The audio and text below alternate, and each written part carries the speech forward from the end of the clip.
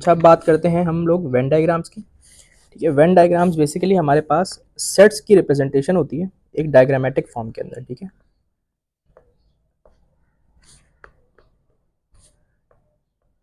Diagrammatic representation of sets. ठीक है, sets को ही आप एक डायग्राम की फॉर्म में रिप्रेजेंट कर रहे होते हैं। ठीक है, तो एक वेन डायग्राम अगर हमने दो सेट्स रिप्रेजेंट करने तो एक वेन डायग्राम इस तरीके से बनता है। सही है, ये वेन डायग्राम जो है वो दो सेट्स के लिए है। अगर आपने दो से ज्यादा करने हैं तो जितने सेट्स होंगे उतने सर्कल्स बनेंगे, यानी कि उतने ज्यादा आपके पास मतलब उतना बड़ा आपके पास जो है वो डायग्राम होगा। तो जितने ज्यादा सेट्स होंगे उतने ज्यादा सर्कल्स होंगे। ठीक है, तो अभी हम दो की बात कर रहे हैं, बेसिक बात कर रहे हैं। सही, तो हमारे पास फॉर एग्जाम्पल एक यूनिवर्सल सेट है। सही है, 1 से लेकर 12 तक उसमें एलिमेंट्स हैं। एक सेट ए है जिसमें 2, 4, 6 और 8 एलिमेंट्स हैं, और एक सेट बी है जिसके अंदर 3, 6, 9 और 12 एलिमेंट्स हैं। ठीक है, तो बेसिकली 4 एलिमेंट्स ए में है, 4 बी में है। तो अगर हमें इसको एक वेन डायग्राम के अंदर रिप्रेजेंट करना है तो वो किस तरीके से होगा मैं आपको बताता हूँ। ठीक है, हमने यहाँ पर दो सर्कल्स बनाए इस तरीके से ना। ये वाला सर्कल जो है हमने ए के लिए कह दिया, ये वाले सर्कल को हमने सेट बी के लिए कह दिया। सही है, और ये पूरी चीज़ जो है वो यूनिवर्सल सेट के अंदर है। ये पूरी चीज़ जो है वो यूनिवर्सल सेट के अंदर है। तो अब हमारे पास जो ए वाला सर्कल है वहां पर आएंगे कॉमन एलिमेंट्स, सॉरी वहां पर आएंगे एलिमेंट्स ऑफ ए।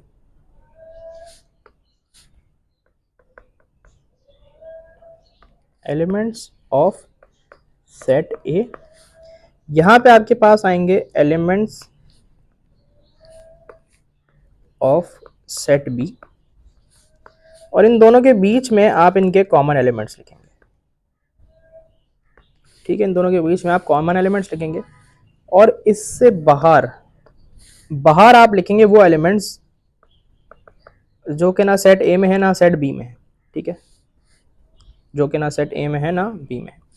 तो अगर हम लिखना शुरू करें तो ए के हमारे पास हम अगर लिखना शुरू करें तो सबसे पहला काम हम ये करते हैं कि हम ना कॉमन एलिमेंट्स को पहले लिख लेते हैं। हम क्या करते हैं कि कॉमन एलिमेंट्स को हम पहले लिख लेते हैं। दोनों के अंदर मुझे कॉमन नंबर जो है वो सिर्फ 6 नज़र आ रहा है, इसके अलावा तो और कुछ भी कॉमन नहीं है। तो 6 को हम क्या करते हैं, बीच में लिख लेंगे। अब देखें 6 हमने जो है ना, ओ सॉरी 3 लिख दिया मैंने 6 बोल के, 6। ठीक है, तो अब अगर मैं ये देखूं तो 6 हमने जो है ए और बी दोनों में ऑलरेडी लिख दिया, क्योंकि ये दोनों का कॉमन एरिया है ना। जब हमने बीच में 6 लिख दिया तो इसका मतलब है कि ए के लिए 6 और बी के लिए 6 दोनों के लिए हमने लिख दिया। और हम क्या करते थे, मैंने बताया था कि सेट के अंदर हम एक चीज एक ही बार लिखते हैं ना। तो हमने एक बार 6 लिख दिया यहाँ पे बीच में, तो एक एलिमेंट हमारा कॉमन हो गया। अब जो एलिमेंट्स रह गए ना, अब आप उनको लिख लें। तो ए में हमारे पास 2, 4 और 8 रह गया, बी में हमारे पास 3, 9 और 12 रह गया। ठीक है, तो इस तरह हमने ए और बी के सारे एलिमेंट्स को लिख लिया। अब वो एलिमेंट्स लिख लें जो ना ए में है ना बी में, उनको कहाँ लिखेंगे, बाहर लिखेंगे। ठीक है, तो अब मैं देखूं जो एलिमेंट्स ए और बी दोनों में नहीं है तो वो कौन से हैं। एक तो 1 है, 2, 3, 4 हो गया, 5 है, 7 है, 8 भी हो गया, 9 भी हो गया, 10 नहीं हुआ, 10 है और 11 है। ठीक है, तो ये वो एलिमेंट्स है यूनिवर्सल सेट के जो कि ना ए में है ना बी में, तो वो हमने क्या किया, ए और बी के बाहर लिख दी। तो बस ये तरीका है बेसिकली हमारे पास वेन डायग्राम्स को करने का। तो अब इसकी कुछ क्वेश्चंस देखते हैं कि इसके क्वेश्चंस किस तरीके से आते हैं ना।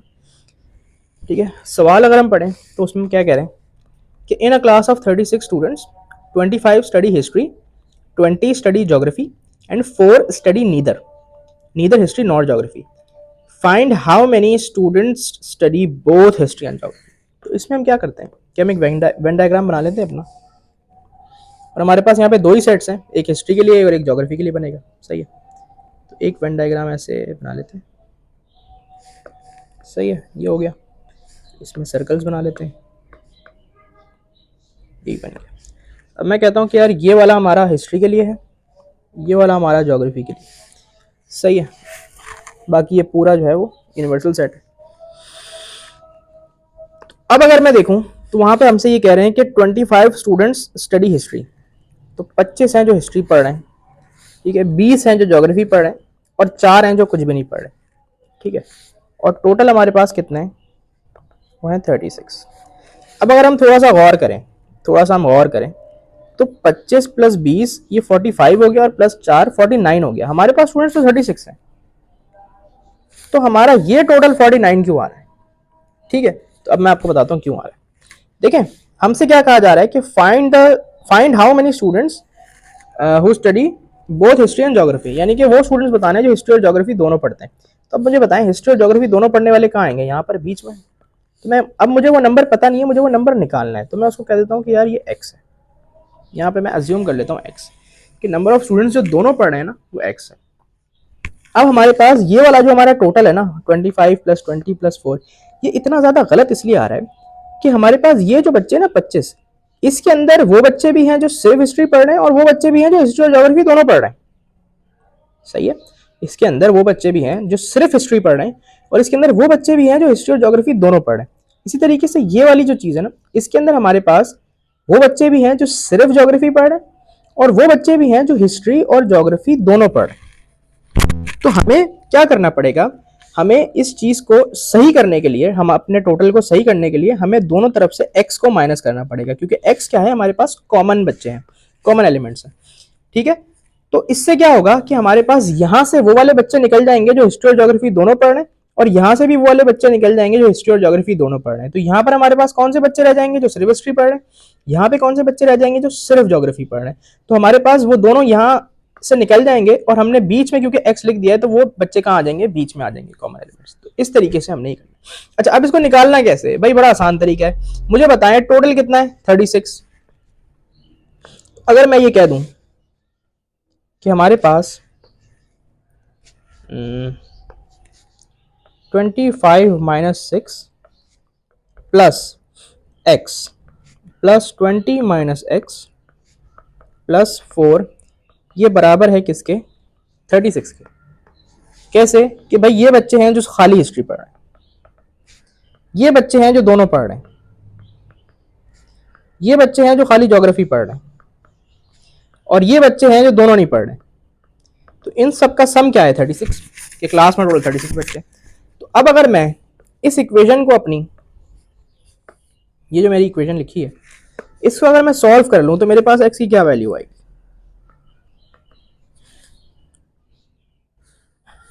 x की क्या वैल्यू आएगी करके देख लेते हैं। कि भाई सबसे पहले तो एक x से कट जाएगा तो हमारे पास बचेगा 25 + 20 45 + 4 49। हमारे पास क्या बचेगा 49 - x = 36। अब अगर मैं 36 को यहाँ लाके माइनस करा दूं और x को उधर ले जाके प्लस करा दूं तो x की वैल्यू मेरे पास क्या बनेगी 13। तो ये हमने वो बच्चे निकाल लिए जो दोनों पढ़ रहे हैं, ठीक है, जो हिस्ट्री और ज्योग्राफी दोनों पढ़ रहे हैं। सही है ना। तो अब अगर आप देखें, ये अपना आंसर तो निकाल लिया, लेकिन मैं आपको एक चीज़ करके भी यहाँ पे दिखाता हूँ ताकि हमें अच्छे से समझ आ जाए चीज़ें। कि अब अगर आप देखें कि अगर मैं यहाँ से 25 - x कर देता हूँ तो 25 - 13 क्या होगा, यहाँ पर हमारे पास 12 बच्चे बचेंगे और अगर यहाँ पर हमारे पास बेसिकली 13 ही होगा जो x हमारा आया और यहाँ पर हमारे पास बच्चे बचेंगे 7। अब जरा आप इनका टोटल करें, 12 + 13 25 + 7 32 + 4 36। तो अब देख रहे हैं हमारा टोटल बिल्कुल ठीक हो गया। सही, तो ये इस तरीके से था। एक और प्रॉब्लम देखते हैं। A group of 60 children attend an after school club. Of these 35 children play football, 29 play hockey, 3 children do not play either football और hockey. By drawing a Venn diagram और otherwise find the number of children who play only hockey. ठीक है ना। तो हम सबसे पहले क्या करते हैं, वेन डायग्राम बना लेते हैं। सबसे पहले अपना वेन डायग्राम बना लेते हैं।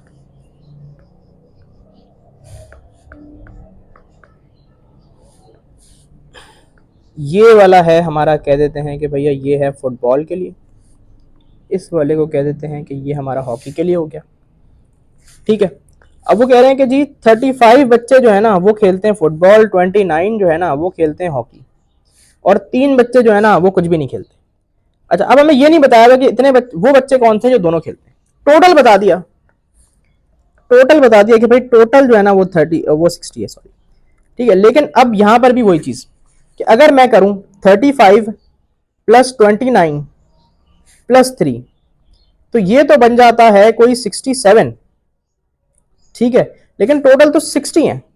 इसका मतलब क्या है, इसका मतलब क्या है कि हमारे पास यहाँ पर वो बच्चे शामिल हैं जो कि फुटबॉल और हॉकी दोनों खेल रहे हैं। इस तरीके से यहाँ पे भी वो बच्चे शामिल हैं जो फुटबॉल और हॉकी दोनों खेल रहे हैं, और वो वाले भी हैं जो सिर्फ हॉकी खेल रहे हैं, और यहाँ पर भी वो वाले भी हैं जो सिर्फ फुटबॉल खेल रहे हैं। तो हम वही काम करेंगे अपना एक्स वाला, कि हम क्या करते हैं कि इन दोनों के जो कॉमन है, यानी कि जो वो बच्चे जो फुटबॉल और हॉकी दोनों खेल रहे हैं उनको एक्स ले लेते हैं, और यहाँ से एक्स माइनस करा देते हैं, यहाँ से एक्स माइनस करा देते हैं। इससे क्या होगा कि यहाँ से वो वाले बच्चे निकल जाएंगे जो फुटबॉल और हॉकी खेल रहे हैं, और सिर्फ वो बच्चे रह जाएंगे जो सिर्फ फुटबॉल खेल रहे हैं। यहाँ से वो बच्चे निकल जाएंगे जो हॉकी और फुटबॉल दोनों खेल रहे हैं, और खाली वो बच्चे रह जाएंगे जो सिर्फ हॉकी खेल रहे हैं। ठीक है, और वो कहाँ आ जाएंगे, बीच में आ जाएंगे दोनों। ठीक है, तो अब क्या कर रहे थे हम कि हम इनका सम करवा देते थे। तो 35 minus x plus x plus 29 minus x plus 3 equals to 60। ठीक है, तो हमारे पास ये वो बच्चे हैं जो खाली फुटबॉल वाले हैं, ये वो बच्चे हैं जो दोनों खेलने वाले हैं, और ये वो बच्चे हैं जो खाली हॉकी वाले, और ये बच्चे हैं जो दोनों नहीं खेल रहे। अच्छा, अब जब आप इस इक्वेशन को पूरी सॉल्व करेंगे तो आपके पास x का आंसर 7 आएगा। ठीक है, तो हमारे पास 7 बच्चे वो हैं जो सिर्फ और जो फुटबॉल और हॉकी दोनों खेल रहे हैं। 35 में से आप 7 को माइनस कर लें तो आपके पास क्या बचता है, 28। यहाँ से 29 में से आप अगर 7 को माइनस कर लें तो आपके पास क्या बचता है, 22। ठीक है, तो अब आप अगर सम करें तो 28 प्लस 22 50 प्लस 7 57 प्लस 3 60। तो हमारा सम जो है वो बिल्कुल ठीक हो गया। तो हमसे बेसिकली सवाल में क्या पूछा गया था कि वो बच्चे बताने हैं जो सिर्फ हॉकी खेलते हैं। तो वो बच्चे कितने हैं, वो बच्चे ये रहे 22। तो 22 चिल्ड्रन प्ले हॉकी ओनली। सही है जी, तो ये आ गया आपका आंसर। अब बात कर लेते हैं वेन डायग्राम ऑफ सबसेट्स। यहाँ पर मेरे पास दो सेट्स हैं, एक है 1 2 3 4 और एक है 2 4। तो यहाँ पर मैं ये कह सकता हूँ कि B is a subset of A, है ना, क्योंकि देखें B के सारे एलिमेंट्स A में मौजूद हैं, 2 और 4 इसमें भी। तो इसका वेन डायग्राम कैसा बनेगा, तो इसका वेन डायग्राम कुछ इस तरीके से बनता है। सही है, ये होगा एलिमेंट, ये होगा A और ये होगा B A के अंदर। तो पहले आप B के एलिमेंट्स लिखेंगे 2 और 4 B के अंदर। अब जब आपने B के अंदर लिखे ना तो A के अंदर भी ऑटोमेटिकली आ गए, क्यों, क्योंकि वो B A के अंदर है ना, B एक सबसेट है A का, B A में से निकला, तो B बेसिकली A के अंदर है। तो जब आपने B के एलिमेंट्स लिख दिए तो आपने A के ऑटोमेटिकली लिख दिए। अब वो एलिमेंट्स जो B में नहीं है उनको आप बाहर लिख लें B से, क्या है वो 1 और 3। सही है, तो इस तरीके से हमने लिख दिए elements of A, elements of B, और यहाँ पर आ जाएंगे वो एलिमेंट्स जो कि दोनों में नहीं है। बाहर हम लिखेंगे कौन से एलिमेंट्स जो दोनों में नहीं, यहाँ लिखेंगे एलिमेंट्स ऑफ A, यहाँ लिखेंगे एलिमेंट्स ऑफ B, और बाहर लिख देंगे वो एलिमेंट्स जो दोनों में नहीं। ठीक है, तो इस तरीके से सबसेट का एक वेन डायग्राम बनता है।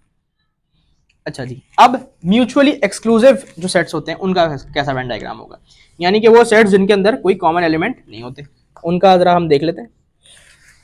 उनका वेन डायग्राम कैसा होता है कि हमारे पास जो दोनों सर्कल्स हैं उनमें कोई कॉमन एरिया नहीं है। क्यों, क्योंकि कॉमन एलिमेंट्स ही नहीं है ना भाई। पहले तो हम यूं बना रहे थे कि बीच में एक कॉमन एरिया आ रहा था, लेकिन अब क्योंकि ये दोनों म्यूचुअली एक्सक्लूसिव है, इनके अंदर कोई कॉमन एलिमेंट ही नहीं है, तो इनका जो वेन डायग्राम होगा वो इस तरह बनेगा कि कॉमन एरिया आएगा ही। तो अब बस आप A के अंदर A के एलिमेंट्स लिख लें, B के अंदर आप B के एलिमेंट्स लिख लें, और बाहर वो एलिमेंट्स लिख लें जो दोनों में ही नहीं है। ठीक है, तो ये इस तरीके से आपके पास म्यूचुअली एक्सक्लूसिव का हो जाएगा। तो यहाँ पर हमारे पास क्या हो गया कि हमारा वेन डायग्राम्स फिनिश है। आगे हम शेडिंग को पढ़ेंगे, वेन डायग्राम्स को शेड कैसे करते हैं।